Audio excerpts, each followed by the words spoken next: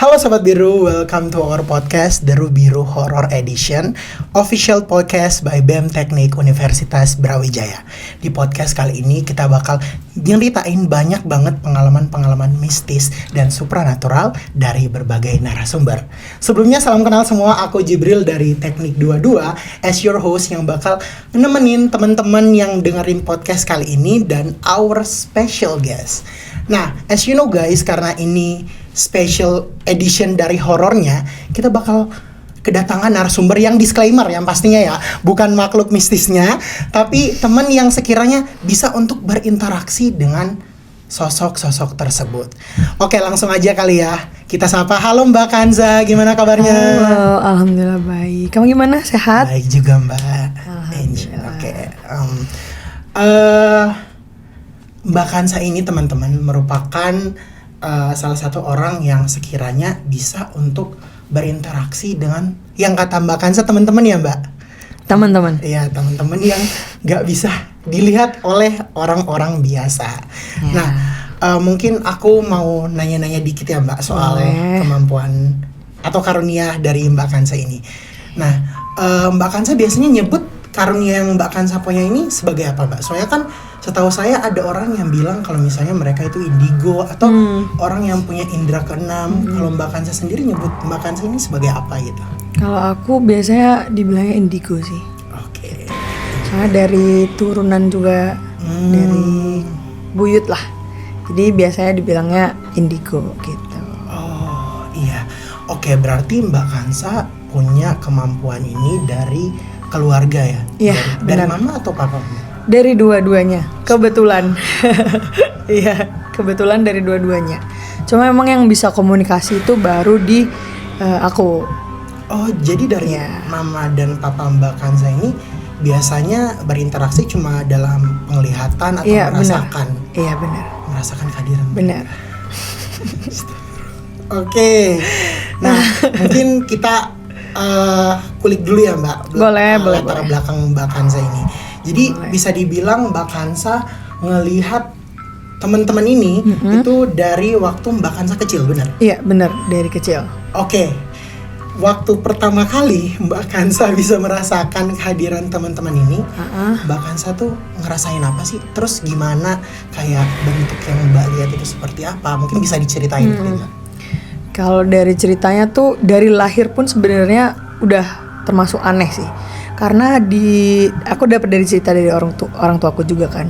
Di USG itu sampai 9 bulan itu aku tuh laki-laki. Aku tuh laki-laki sampai di USG 9 bulan. Sampai semua keluarga aku tuh udah nyiapin baju laki-laki. Sumpah. Ini kalau kalian ibaratnya kalau tahu sama ortuku pasti beliau nyeritain juga. Sampai akhirnya lahir itu kebungkus. Kebungkus itu gimana ya? Ibaratnya kebungkus lendir atau apa gitu, aku nggak tahu. Jadi itu harus digunting dulu baru aku nangis. Iya. Jadi pas lahir tuh kebungkus nggak nangis, pas digunting sama dokternya nangis. Tiba-tiba pas diperiksa itu loh kok perempuan.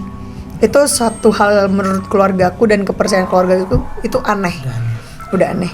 Seiring berjalannya waktu pas TK itu kebetulan TK itu masih ngontrak di ibaratnya rumah pemukiman yang ibaratnya depan belakang kanan kiri itu rumah warga semua situ. Jadi kalau mami abi aku tuh dulu setiap pagi pasti aku ditinggal sendiri di kontrakan karena mami abi itu harus apel tiap pagi, apel di kerjaan gitu loh. Ya, jadi tiap pagi aku ditinggal sendirian ibaratnya itu pas umur berapa ya aku lupa, TK itu ditinggal sendirian udah biasa karena udah percaya nggak bisa kemana-mana tapi nggak berani kemana-mana karena emang mainnya di rumah. Dan di kontrakan itu dulu tuh ada tahu ayunan yang jadul itu loh, ayunan yang jadul yang besi jungkat-jungkit bukan yang biasa ya, yang biasa. Okay. Nah itu tuh tempat bermainku. Jadi ibaratnya teteh nggak bisa kemana-mana, teteh di sini sama kakak. Aku manggilnya tuh kakak karena yang aku lihat itu diriku sendiri gitu. Yang aku lihat tuh bener-bener lah ini mukaku kok gitu loh. Jadi aku itu masih merasakan aku sebagai anak kembar gitu. Teteh nggak mau kemana-mana. Ya karena nggak sadar dan waktu itu pada saat itu nggak bisa ngebedain ini manusia apa bukan ya gitu loh. Kan masih maklum kecil ya? masih kecil banget. Terus sampai akhirnya sama mami abi aku dibiarin, karena emang ya ibaratnya nggak mengganggu dan tidak apa ya, ibaratnya kalau orang dulu kan kalau ketempelan tuh bisa sakit. Bisa sakit. Bahkan dulu tuh aku sempat ganti nama. Karena kalau kepercayaan orang dulu kan ini kalau sakit-sakitan terus berarti namanya nggak cocok gitu kan. Akhirnya diganti nama. Ternyata memang sosok itu tuh tetap ngikutin aku sampai aku SD. Jadi tuh aku SD tuh anaknya apa ya, badung banget, bewandelnya minta ampun. Karena ibarat apa ya, kalau guru tuh marahin tuh aku lebih ke wongan guru nggak ada apa-apanya kok. Aku masih punya teman-teman aku gitu loh. Jadi kemana-mana tuh aku nggak takut buat sendirian. Karena ya itu ada sosok kakak yang selalu bareng aku. Dan itu ibaratnya dari kelas 3 udah baik-baik aja, 4 baik-baik aja, masuk ke kelas 5 dan umurku tuh sekitar berapa ya? Aku lupa deh. Masih 8, 9 lah sekitar itu umur gitu. Itu udah bisa merasakan disentuh itu bisa kebanting. Jadi mereka nyentuh aku tuh aku bisa kebanting. Kelempar gitu? Iya kelempar, bener-bener kelempar. Bahkan dulu di rumah ini udah pindah. Di rumah itu uniknya tuh gini, mamiku tuh orang yang suka makan melati. Dicemilin. Dan itu nurunnya ke aku. Sampai sekarang. Dulu tuh bisa jadi di lantai atas itu ada tumbuhan mawar, tumbuhan sirih sama melati. Tiap hari disiramin ya buat dipetik. Melatinya tuh melati yang belum mekar ya. Jadi dimakan gitu. Terus seiring menjalani waktu kelas 5 aku udah mulai merasakan kayak nggak beres nih. Itu pemikiranku kelas 5 tuh kayak kok aku main dia kalau marahnya itu keterlaluan. Karena kan aku bilang pas itu aku kesentuh itu aku bisa kebanting. Sampai akhirnya sakit lah pada saat itu. Sakit, mami abiku masih biasa dibawa ke dokter. Terus dokternya juga mendiagnosa saya ini sakit biasa, kecapean segala macam. Dan pada saat itu, satu malam itu pada saat sakit, malam itu aku ngomong, teteh mau melati 10. Itu tiba-tiba tuh ngomong kayak gitu, anak sekecil itu bilang kayak gitu. Terus akhirnya sama mami aku diturutin. Ternyata itu yang ngomong tuh bukan aku. Jadi mulai kelas 5 itu aku udah bisa kesurupan. Udah bisa dimasukin ya. Jadi bukan cuma sekedar ketempelan, aduh merinding. Bukan cuma sekedar ketempelan, tapi ibaratnya ya yang ngisi tuh bukan sosok Hanza gitu. Udah makhluk lain. Terus abis itu sejak kelas 5 itu akhirnya dibawalah ke orang pintar, ke ustadz gitu, ke kiai, Pak Yai waktu itu. Sampai dibilang anakmu ini apa namanya, tulangnya wangi. Dibilangnya gitu, tulangnya tuh wangi. Darahnya tuh darah biru, tulangnya wangi. Konteks yang maksud di kiai itu seperti apa? Mungkin kalau penafsiranku ini orang indigo itu mempunyai apa ya, karakteristik atau khas yang berbeda. Beda dari orang pada umumnya. Jadi sampai pada saat dibawa ke Pak Kiai pun itu makhluk-makhluk yang aku lihat dari aku TK itu masih ada, masih ikut. Semuanya. Ibarat kalau dulu tuh apa ya, ibarat kalau manggil mereka tuh tinggal petik jari, siul jalan mundur tuh mereka datang. Petik jari, siul jalan mundur tuh mereka datang. Kenapa Kak manggil aku? Jadi makhluk itu nggak tahu ya. Aku ngira kenapa makhluk yang bertemu sama aku itu selalu manggil aku kakak atau nggak teteh. Jadi nggak pernah manggil nama gitu loh. Kayak ibarat udah kenal lama gitu loh. Kan aneh ya. Terus akhirnya dibawa ke Pak Kiai, dibilangnya kalau ini darahnya darah biru, tulangnya tulang wangi. Terus dulu kalau orang Jawa itu yang kepercayaan weton. Sampai diselidiki lah weton ini bla bla bla bla bla. Terus kalau orang dulu kan jadi aku tuh lahirnya sore. Karena kan kalau sore itu udah masuk ke hari selanjutnya kalau kata orang dulu ya. Jadi berarti ini bukan hari, aku tuh lahirnya Minggu sore. Tapi itu kata orang dulu, ini bukan Minggu, itu udah masuk Senin kalau sore gitu. Akhirnya ya Pak Kiai itu bilang ini belum terlalu parah kok. Belum terlalu parah. Ya jadi ibarat punya dunia imajinatif gitu loh. Ya udah nggak apa-apa. Jadi ibaratnya dulu kan SD ku tuh SDIT, sekolah Islam. Jadi kemana-mana pasti pasti berkerudung lah, pasti berkerudung. Terus sampai akhirnya pas kesurupan, mulai kesurupan itu udah mulai menunjukkan gelagat yang aneh. Pas kelas 5 SD itu dibawalah ke Pak Kiai kan, sampai akhirnya Pak Kiai bilang nggak apa-apa. Terus kok makin kesini makin aneh, bahkan kadang tuh aku bisa naik turun tangga itu dengan merem dan ngigo. Iya, ngigo. Jadi FYI, aku tuh tidak bisa mendengar suara gamelan, tidak bisa melihat penari-penari, tidak bisa mendengar sinden, dan aku tidak bisa melihat ibaratnya badut IT. Itu loh. Ini pantangan atau? Iya, itu menurutku sebuah fobia. Karena pada saat dulu pas kelas 6 tuh aku pernah coba ikut tarian gitu loh, tari buat pensi gitu-gitu. Terus kok yang nari nih kayak bukan Kanza nih yang nari. Jadi ibaratnya aku tuh gak pernah bisa nari, terus disetelin lagu gitu, gamelan, sinden segala macam, jadi auto jadi. Sampai akhirnya itu udah menurut keluargaku itu udah hal yang di luar batas ya. Terus akhirnya dibilang sama Pak Kiai itu, ya udah ini saya kasih jarak aja ya. Jadi kalau ditutup itu sebenarnya kasihan, masih kecil tuh aku nggak ngerti definisi masih kecil nih apa. Karena kalau Pak Kiai bilang sebenarnya ini tutup menutup itu taruhan besarnya nyawa gitu. Ibarat indigo ini sebenarnya mukjizat lah. Iya, karunia. Mukjizat, karunia. Kalau misal kamu menentang terkait karunia yang kau diberikan sama Yang Maha Kuasa, ya ibaratnya ada harga yang harus dibayar. Iya, gitu. Ini kenapa mati ya? Aduh, jadi kan tadi Mbak nyeritain soal ada sosok yang menyerupai Mbak itu yang menjagain Mbak. Betul. Itu ada kaitannya sama sedulur papat kan Mbak? Iya sih, kalau sekarang tuh aku taunya mereka tuh sedulur papat limo pancarku.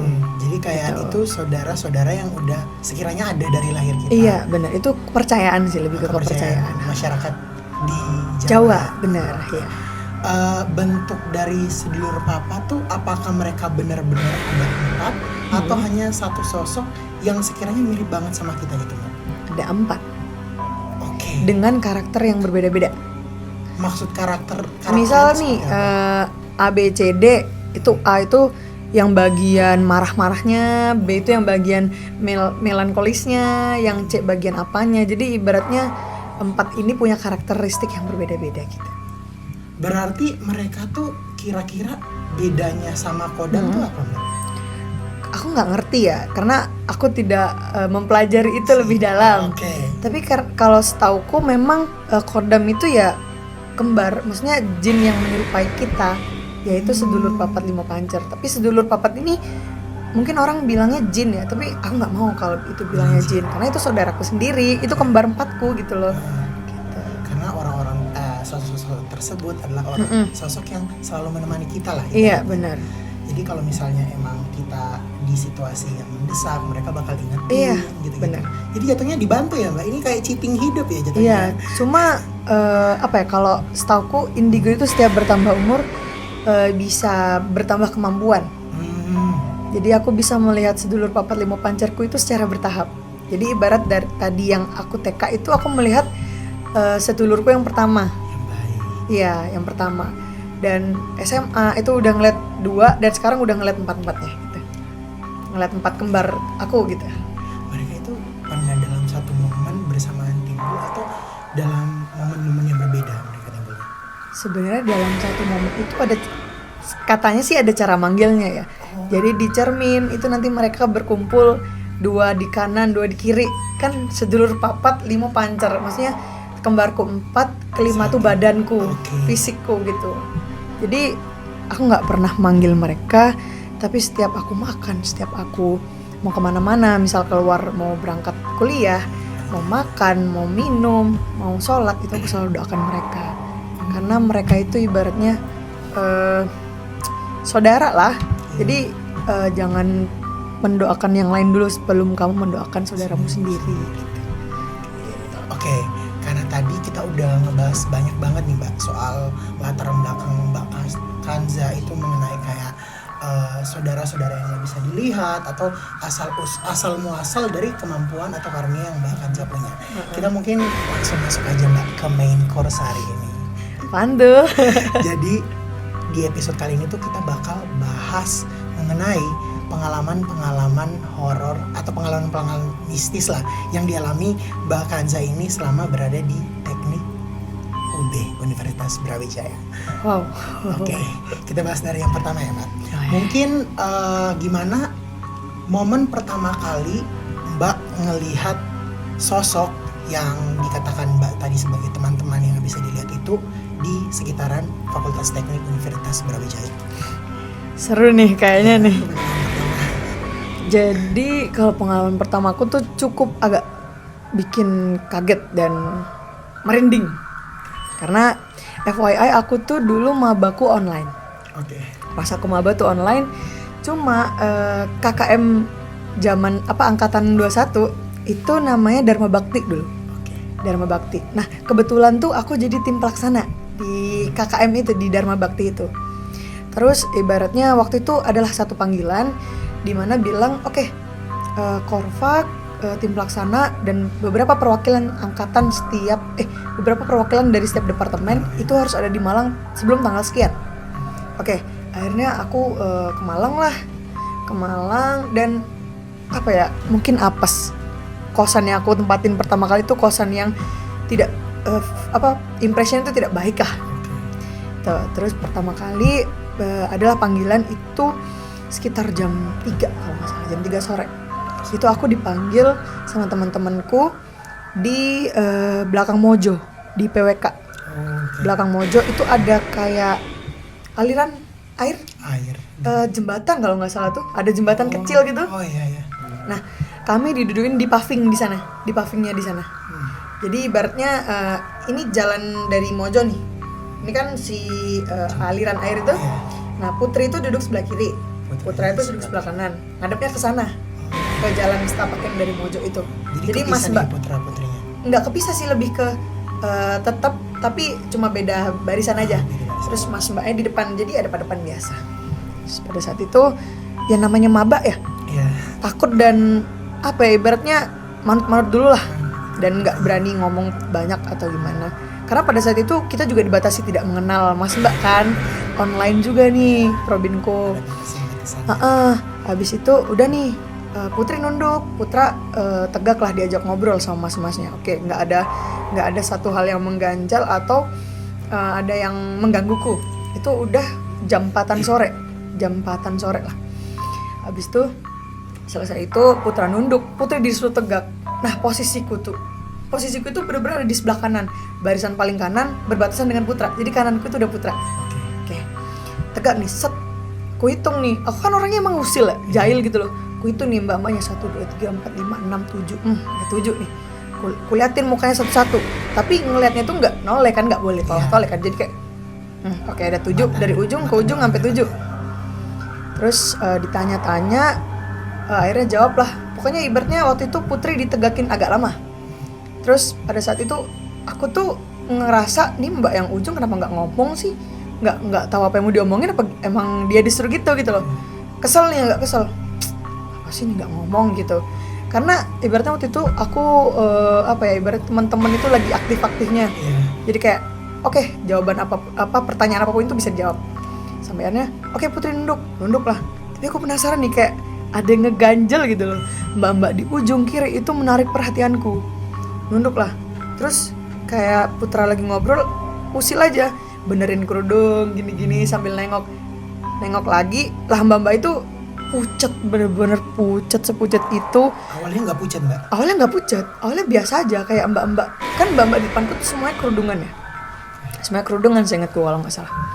Dan di ujung itu juga kerudungan, pakai pakai almet segala macam. Terus pas aku toleh, anjir pucet. Udah pikiran kemana-mana nih, Kulihat lagi, bener-bener kerudung sambil noleh ke mbak itu kan. Udah pas tolehan pertama itu kan aku ngeliat mbak itu pucet. Tolehan kedua mbak itu udah, ini ibaratnya aku ya. Jadi ini mbaknya udah muter-muter dikit gitu loh. Jadi muterin badannya buat eye contact sama aku. Ketolehan kedua, ini kayak udah nggak beres nih. Matanya udah hitam di bawah. Bawah itu udah hitam dan itu posisinya kan duduknya bersila ya. Itu mbak-mbaknya bener-bener bersila dan kalau orang duduk sila lama kan kayak benerin itu bener-bener gitu mbaknya tegak gini. Nggak tahu ya itu nggak kedip atau gimana tapi kayaknya nggak kedip deh. Sampai akhirnya ini bukan mbak ini. Tegak lagi putri tegak set hitung lagi. Lah 7 kok. Lah enggak kok mbak yang tadi masih biasa-biasa aja kok. Tahu. Sampai akhirnya udah hujan apa ya gerimis rintik gerimis itu mas mbak di belakangku tuh udah riwah balikin udah disuruh masuk gitu loh. Karena hujan ya. Tapi FYI di sana tuh bahasannya belum selesai. Jadi kita ngobrol tuh belum selesai dan apa persiapan buat Dharma Bakti ke desa tuh belum selesai. Sampai akhirnya dinundukin semua, mas mbaknya panik, mas mbaknya berdiri. Terus mabanya nih dua-dua putra putri disuruh berdiri. Berdiri blek. Aduh, nih ada apa nih sebelah kananku nih? Kayak putra tuh aku merasa itu makin deket gitu kan. Putra tuh merasa makin deket padahal pas berdiri otomatis posisinya sama-sama aja. Anjir makin deket nih. Kutoleh lah. Mbak itu bener-bener kayak Di samping. iya, bener-bener di sebelah kanan aku kayak Itu sebelumnya mbak nggak ngerasa ada yang ngedeketin? enggak, sebenarnya aku nggak ngerasa itu aneh karena posisinya sangat hujan gerimis dan nggak mikir apa-apa ya. Jadi kayak ayo udah berdiri set nengok kanan Mbak Maya udah kayak dan aku merasakan Mbak Maya itu ngomong hai ini aku gitu loh. Lebih ke kamu pernah ngeliat aku nggak sih? Ibaratnya kalau kata orang tuh kenalan. Akhirnya iya. Terus soalnya kalau makhluk kayak gitu kan sebenarnya usil ya. Jadi ibarat kalau kita ngobrol kan, nah nih matamu tuh kan ngelihat aku kan. Jadi ibaratnya dia tuh menguji aku tuh kayak gerak ke sana, mataku lihat sini berarti nguji kayak ini manusia ini bisa ngelihat aku nggak sih gitu. Jadi mbak itu ada di sebelah kanan. Aku mau teriak nggak enak ya. Terus kayak waktu itu udah rusuh banget gara-gara si hujan itu. Akhirnya kita dibawa ke ini RR, ruang rapat BEM. Dudukin di situ. Aku pikir tuh kondisi yang wah aku selamat nih dari mbak yang tadi nih. Udah selesai. Ternyata lebih parahnya lagi tuh di ruang rapat itu. Jadi di ruang rapat itu waktu itu meja yang di ruang rapat panjang itu dimundurin ke belakang. Biar muat ya. Iya, jadi mabanya tuh duduk di depan dan mas mbaknya juga di sebelah kaca. Itu waktu itu kalau nggak salah ya, mas-masnya itu matiin lampu. Dia bilang hemat listrik. Tapi aku ngiranya apa sih nggak jelas ya. Terus itu kan udah gelap banget kan. Itu jam 4:30 jam 5 sore itu karena hujan tuh gelap banget. Aku pikir ini aku mau mencari aman pindah ke sini tapi kok kayaknya lebih nggak enak. Itu udah gemeter dan posisinya belum makan jadi makin jadi lah ibaratnya di situ. Terus nengok temanku kanan kiri dihitung kan mas Maya pasti pas kita masuk itu kita dikasih waktu buat istirahat bentar kan. Aku ngitung temanku udah 3, 4, 5, 6 oke segini aku takut ada yang kurang atau ada yang lebih kan. Pokoknya pikiranku ke mbak yang tadi itu siapa sih, jadi kayak penasaran. Mukanya tuh sebenarnya nggak yang serem-serem banget tapi ya kaget lah gitu. Moodnya nggak baik, belum makan terus ibaratnya semua yang di pikiran dan penglihatanku tuh kacau. Jadi terus energinya udah kekuras, udah low banget. Terus sampai akhirnya ngobrol lah sama mbak-mbaknya, udah gak kuat banget nih aku. Gak kuat banget tuh karena aku nahan lapar. Kan punya emah ya, jadi nahan lapar. Ibarat aku bilang, anjir ini pusing nih kayaknya karena belum makan. Tengok belakang, mbak-mbak itu berdiri di atas meja. Kamu tahu meja panjang BEM tuh kayak iya ibaratnya ini mas mbak ya, ini aku kan tuh udah nahan lapar gini terus nengok belakang set dia gini, dia muterin kepalanya 180 derajat ibarat gini. Terus aku bilang ya Allah astagfirullah ya Allah aku baru loh di sini, jangan ganggu aku lah, tolonglah kalau ada apa-apa ngobrol lah, tolonglah jadi setan yang baik. Aku tuh masih ngomong yang kayak gitulah. Terus sampai akhirnya aku baca ayat kursi nih. Lucunya di situ tuh aku baca ayat kursi, tapi aku sambil merem. Baca ayat kursi, kok tiba-tiba semua itu senyap banget. Aku pikir memang kita lagi nggak ngobrol ya, senyap banget. Terus tiba-tiba tuh mbak-mbak itu ada di sebelah kiri aku, dia membacain ayat kursi lebih fasih dari aku.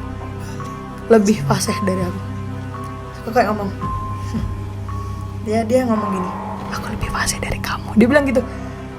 Ya Allah, aku bilang, ibaratnya aku tuh udah dibekelin nih dari lama. Kamu jangan sampai takut lah sama mereka. Kalau bisa kamu yang mengendalikan mereka kan. Sampai aku baca ayat kursi, dia bilang aku lebih fase dari kamu. Dia bilang gitu kan, aku lebih fase dari kamu. Aku nggak peduli, aku baca ayat kursi itu sampai aku melek lagi. Terus udah keliengan pingsan, temanku bilang, Mas, Mbak izin ya buat makan sebentar, makan roti di luar. Itu udah aku diseret sama temanku karena temanku tahu kan belum makan dan segala macem. Akhirnya, dan diseretnya kamu tahu diseret kemana? Ke Kaftek. Oke. Lebih parah. Aku udah orang baru dan di Kaftek depan Pangeran tuh kan segelap itu tuh jam-jam segitu. Tuh rame mas-mas kan, rame mas-mas pada ngerokok segala macem. Udahlah, aku nggak mau makan. Itu posisinya udah aku keluar. Pas aku keluar, aku ngeliat tuh di kaca, kok nggak ada ya, ini mana sih yang bisa lebih fase dari aku tadi, kataku. Udah aku tantangin tuh karena pikiranku udah ya udahlah lawan gitu loh. Terus tuh di Kaftek makan. Jadi ibaratnya mbak-mbak itu tuh ngikutin aku mana-mana. Karena mungkin ada sasaran baru nih. Kampus sudah lama nggak ditempatin, tiba-tiba kamu nempatin tempatku gitu loh. Ibaratnya apa ya? Dia ngelihat serem. ini sebagai media atau apa? Kayaknya sebagai objek baru sih. Lebih ke ya sebaik-baiknya jin kan memang tugasnya menyesatkan manusia kan. Jadi takutnya mereka dibilangin jin baik lah, jin inilah, ngobrolnya baik-baik, tapi ternyata di belakang itu menghasut manusia gitu. Terus di Kaftek ya ngobrol biasa sama temanku, makan udah mulai udah mulai biasa lah. Sampai akhirnya pulang kok ngikut ke kosku. Aku di kos tuh ibaratnya dia di bawah kolong kasur, kamu tau gak sih? Dia di bawah kolong kasur, dia dada gini. Dia di bawah kolong kasur. Aku bilang, ya Allah, astagfirullah. Pikiranku udah gak panjang. Aku ngambil mukena aku, gak aku pakai. Aku selimutin mukena aku. Karena aku mikir, ini kayaknya ada yang gak beres deh. Sampai gemeter banget kan. Aku telepon orang tua aku. Gimana Bi, Teteh nggak kuat di sini, Teteh takut. Terus bilang lawan aja, itu cuma gangguin kamu. Sampai akhirnya saking gemeterannya itu pas pakai mukena tuh sampai ketiduran lah intinya. Sampai ketiduran, gemeteran banget dan nggak bisa ngapa-ngapain tuh dia tetap di bawah kolong kasur. Sampai akhirnya bangun-bangun udah kayak biasanya. Jadi ibaratnya mereka usil gitu loh, ngerti nggak sih? Sampai hari ini.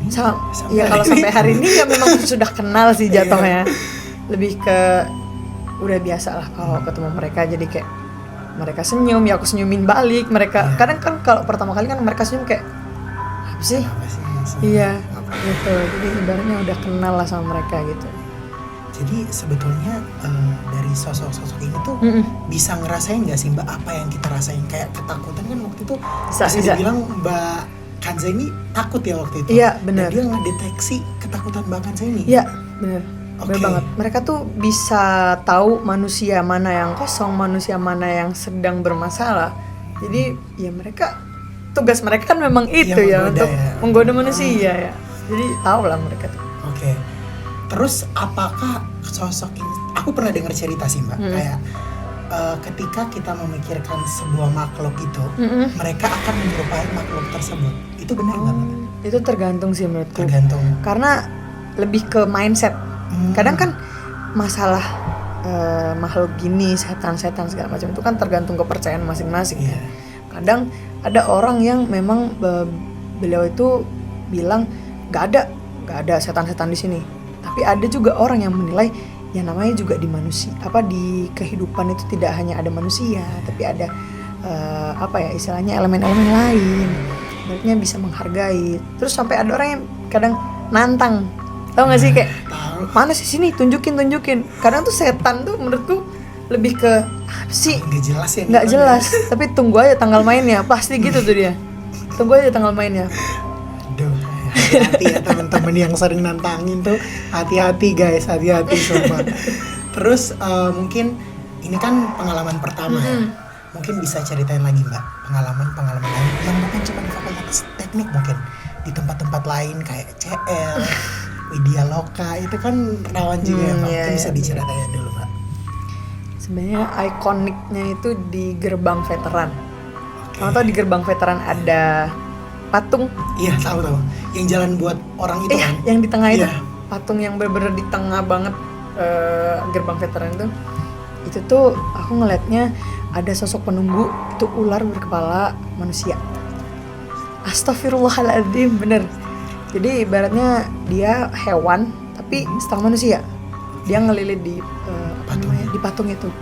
Tapi kan sebenarnya menurutku itu itu hal yang wajar lah. Mungkin memang mereka itu sosok yang menunggu, yang punya Universitas Brawijaya sebelumnya, atau ya asal usulnya dari mana kan who knows ya. Sebelum baby kan mereka bisa jadi udah ada di sini, udah menempati tempat. Benar. Ibarat kalau dulu tuh ada kerajaan Majapahit, kerajaan Sriwijaya, itu kan memang ya hal yang wajar lah. Aku nggak tahu nih masalah siapa namanya patung itu, ada ularnya itu, aku ngelihatnya gitu aja.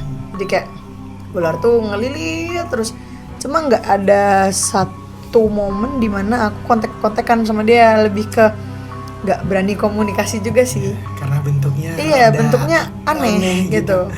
Aku juga sering ketemu hewan lain kayak kera, tapi itu makhluk mistis gitu, makhluk tak kasat mata, kayak kera, ular, sapi, gitu-gitulah.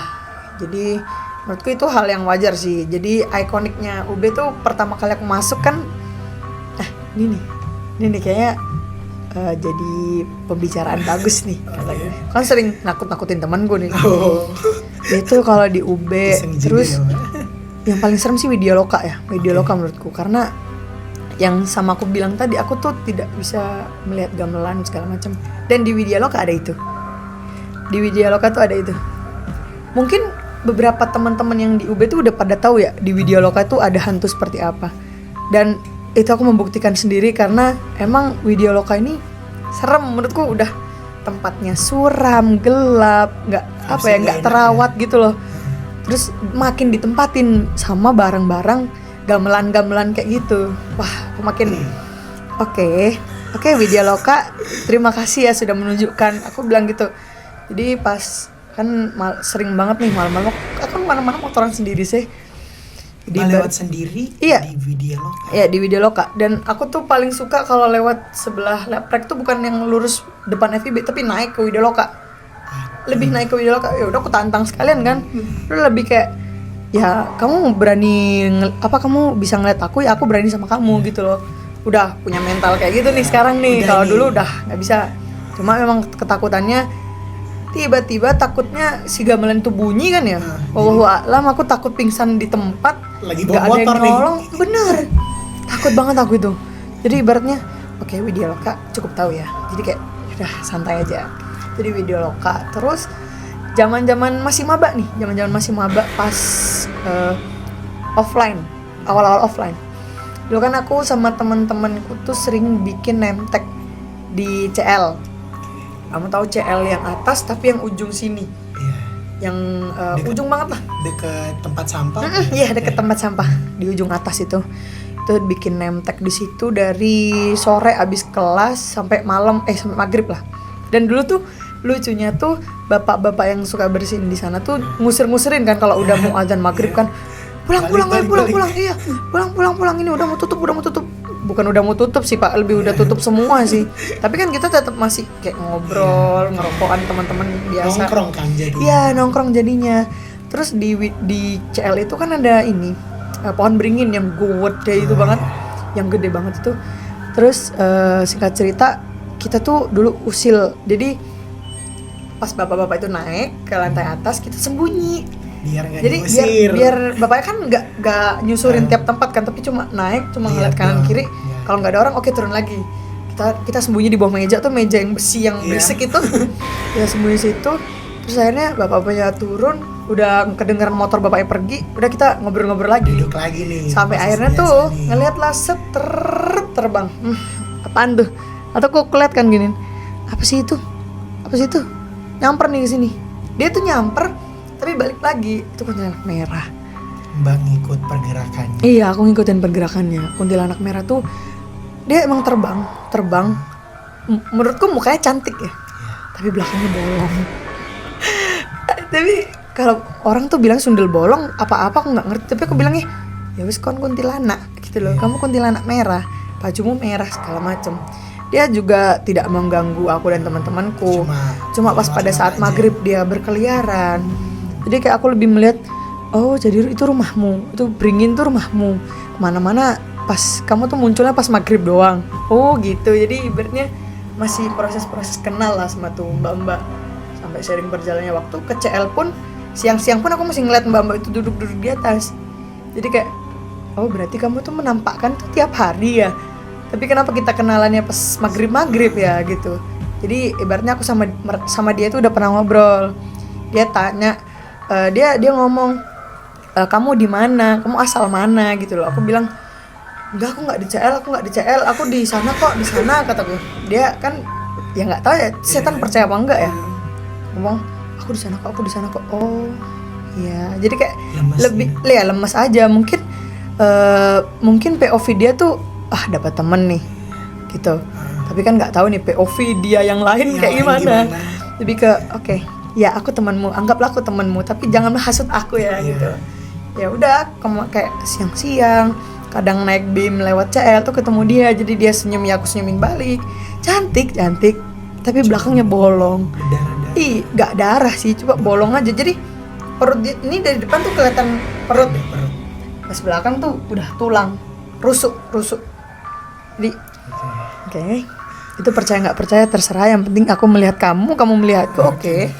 Dia juga bilang gitu, ya udah kita sama-sama bisa berkomunikasi, tapi aku bilang ke setiap makhluk yang aku lihat tuh, tolong jangan peralat aku tuh cuma sebagai perantara bisa melihat kalian.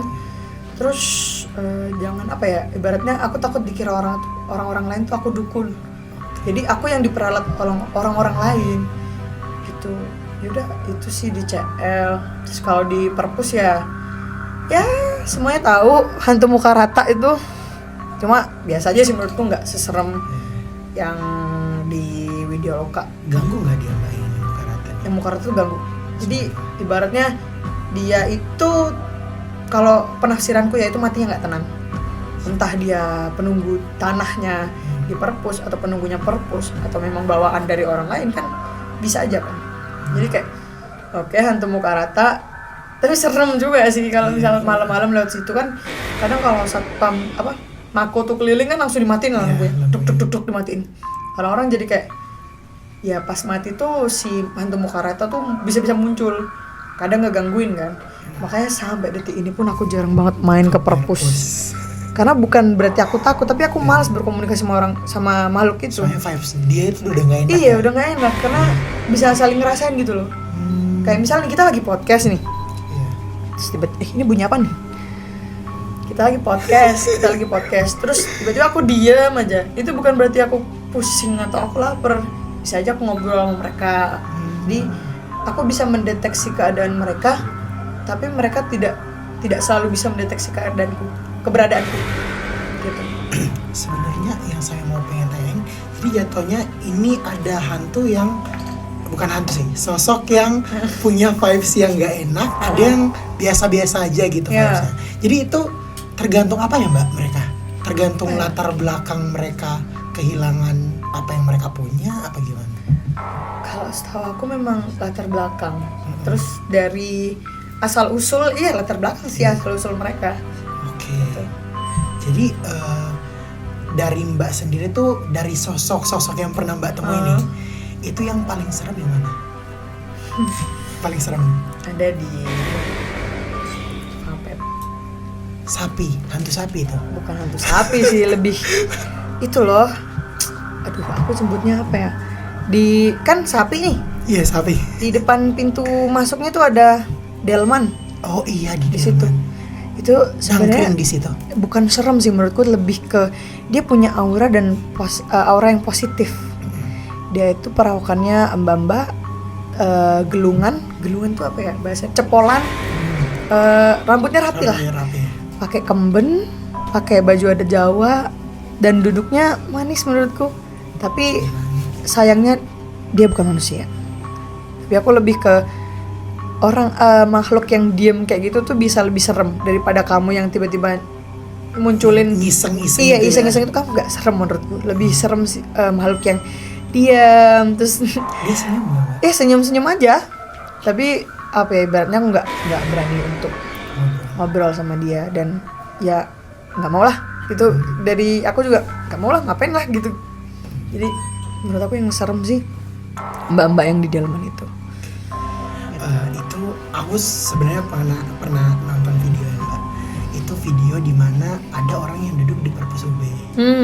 Terus direkamnya itu ada sosok putih yang benar-benar berdiri. Itu benar nggak Mbak? Itu benar. Sumpah. Karena waktu itu ceritanya aku lagi di himpunan sama teman-teman aku, lagi ngobrol. Temanku nunjukin video itu pada saat itu, kaget, pingsan, ya teriak-teriak. Jadi aku pingsan, nggak kesurupan sih, lebih ke diajakin si. Jadi ibaratnya mungkin pada saat itu on the spotnya tuh seperti itu. Dan itu bener-bener ke video, dan temanku tuh nunjukin pas lagi rilis di Twitter. Jadi bener-bener masih anget-angetnya lah video itu. Aku lihat, anjir nih kayak pernah lihat deh, langsung pingsan, bener-bener digotong sama teman-temanku. Ya itu aku lagi apa ya, ibaratnya kaget iya, takut iya, karena aku pernah nih ngeliat ini tapi kok makin serem gitu loh. Takutnya pada saat temanku nunjukin video gitu ke aku, tiba-tiba dia ada di situ, kan nggak tahu ya, kayaknya yang ngeliat aku doang gitu. Jadi itu real, menurutku real. Itu yang muka rata atau beda lagi? Enggak, beda lagi tuh, bukan muka rata itu. Kalau muka rata tuh cuma nggak usil sih, tapi selalu menampakkan dirinya. Oke. Gitu. Berarti yang si putih ini pendatang atau yang Nggak tahu dan nggak mau tahu. Aku takut. Jujur aku tuh penakut aku. Cuma dikaruniai nih, Iya. kebetulan nih sama Iya. Tuhan nih. Sampai pernah nih aku bilang, aku nggak mau kayak gini lagi, aku takut. Tapi mereka tuh cuma jawab, kalau kakak takut aku ikut. Gitu aja. Oke, ya udah. Ya Allah, ya udah, lindungi hamba ya Allah. Aku bilang kayak gitu kan. Ya oke. Apapun resikonya aku terima. Itu kalau kamu penasaran sama yang aku lihat tuh, coba tonton film. Kalian tonton film ini, Keluarga Tak Kasat Mata, 2018 mungkin, 2019, udah lama. Indonesia. Itu benar-benar sama seperti yang aku rasain, Keluarga Tak Kasat Mata. Ditonton guys, sumpah. Soalnya anak indigo nih bisa melihat apa yang akan kejadian. Cuma ketika memang mereka menyampaikan, yang aku tahu tuh kalau aku menyampaikan, dan ibaratnya kan orang mikirnya apa sih mendahului Tuhan. Itu aku bilang, aku gak akan menyampaikan apa yang aku lihat karena aku takut sholatku 40 hari tidak diterima. Aku tuh pernah ngomong gitu. Jadi yaudah aku ngelihat, ibaratnya aku tuh tidak bisa membaca keluarga saudaraku. Aku nggak bisa ngebaca aku nggak bisa ngebaca adekku, aku nggak bisa ngebaca mami abiku, tapi aku bisa ngebaca orang lain gitu. Kau tahu ya kenapa aku nggak bisa ngebaca orang yang sedarah sama aku? Baca Nggak, kalau aku disuruh nggak bisa. Mbak, kadang kan orang-orang usil ya, Caca, tolong Cak, ini bacain dong, aku nanti jodohnya siapa. Terus aku bilang, aku dukun apa gitu, nggak bisa disuruh-suruh. Kadang secara nggak sengaja nih, kalau kita jabat tangan sama orang, set, kebaca nih, kamu habis ngapain? Kamu habis berdosa ya? Gitu tuh kadang tuh, kayak gitu. Jadi ya lebih ke bawa ke have fun aja sih. Oke, ini aku pernah denger nih, sebenarnya isu-isu doang sih, Mbak. Katanya sapi yang di vape tuh bisa jalan ya malam-malam ya? Nggak tahu sih, karena menurutku daerah situ daerah yang cukup kurang penerangannya. Tolong, gelap banget sih, sumpah. Kurang sekali penerangan. Gelap banget. Cukup kurang penerangan. Karena nih ya, setan itu suka di tempat yang lembab, setan itu suka di tempat yang gelap. Itu di tempat sampah tuh banyak penghuninya tuh setan tuh. Kayak aku pernah melihat setan makan sampah coba. Saking annoyingnya. Dia gorok-gorok sampah, dia makan. Itu bentuknya setannya kecil, gede, perempuan, laki-laki. Kecil.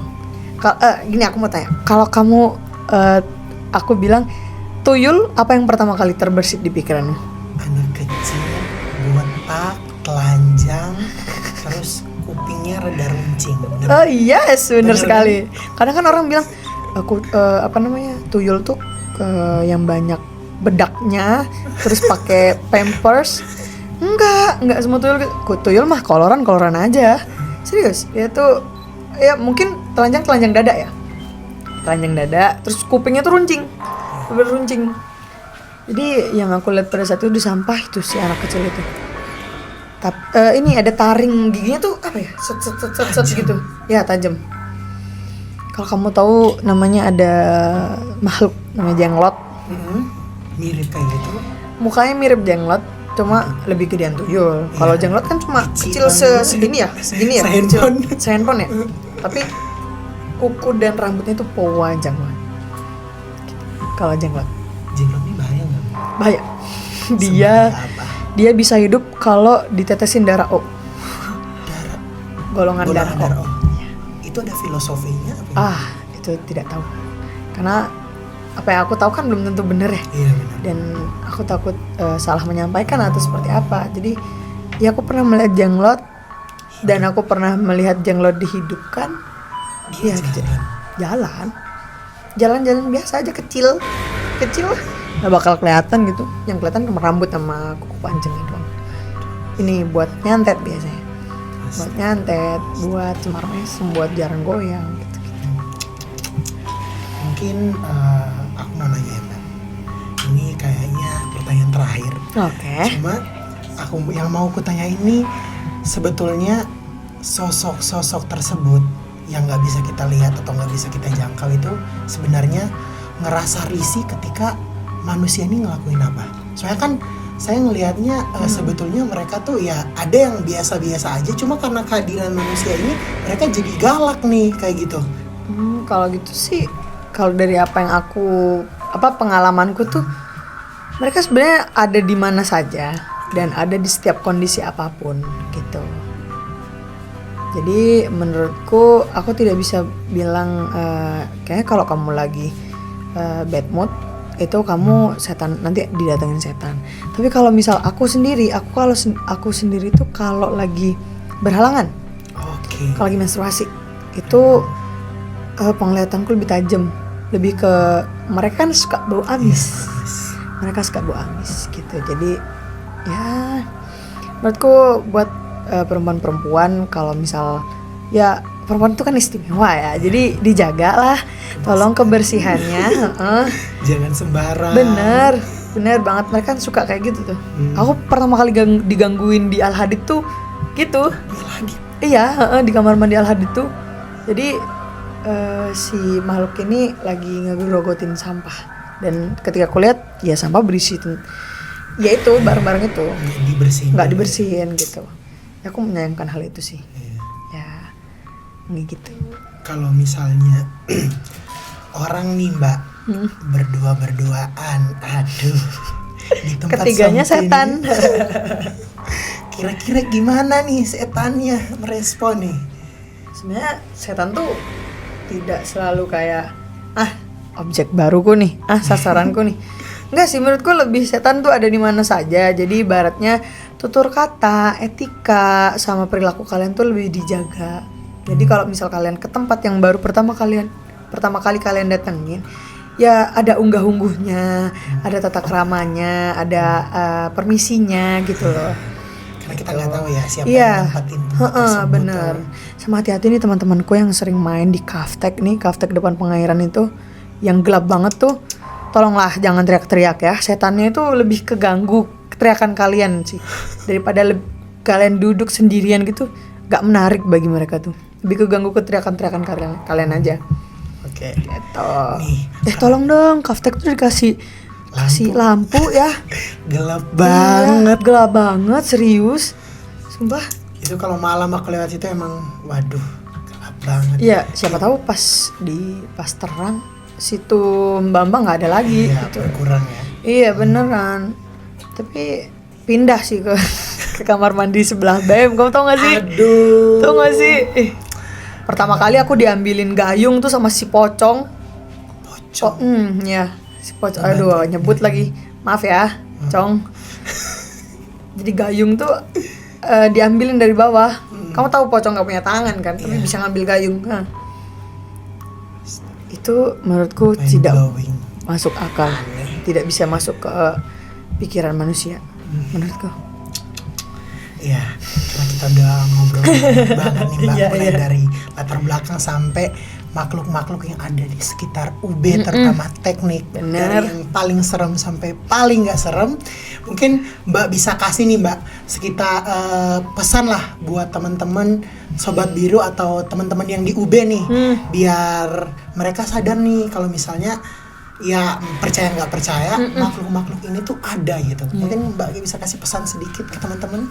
Apa ya, aku lebih ke itu sih, tata keramanya, etikanya dijaga buat teman-teman. Walaupun kalian sering di tempat itu, cuma kan makhluk itu bisa datang kapan aja dan di mana saja. Jadi lebih ke ya dijaga aja, karena di di dunia ini nggak cuma ada manusia, tapi ada makhluk yang tak kasat mata.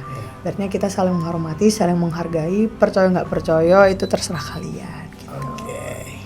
Nah, oleh karena itu teman-teman, kalau misalnya kita sebagai manusia ya percaya nggak percaya makhluk itu Benar. ada, tetap bakal ada. Makanya kalau boleh jangan iseng, jangan tengil, Iya. jangan ya nantang-nantangin kalau kalian gak ada tujuannya ya mah percuma gitu kan. Kata mereka juga ngapain nih manusia. Yaudah, aku mau ngucapin makasih banyak ya Mbak. Big Sama-sama, thanks buat waktunya, sama-sama. buat cerita-ceritanya, sehingga teman-teman Sobat Biru nih bisa tahu nih sebenarnya latar belakang dan keasikan dari FT nih seperti Iya, apa. bener. Jangan takut ya kalau ketemu aku bukan setan, Re. Terus yang kedua, Serius. jangan takut ngunjungin tempat-tempatnya juga ya Mbak. Jangan abis tayang nih nonton tiba-tiba nggak mau ke situ. Iya. Jangan ya. Gak Oke. ganggu kok mereka tuh. Oke, aku juga mau mengucapin makasih banyak buat teman-teman Sobat Biru yang udah nonton dari awal sampai akhir di episode kali ini. Oke, karena kita udah di penghujung dari podcast ini, aku mau ngucapin makasih banyak lagi ya Mbak buat waktunya. See you all next time and goodbye. Dadah semua.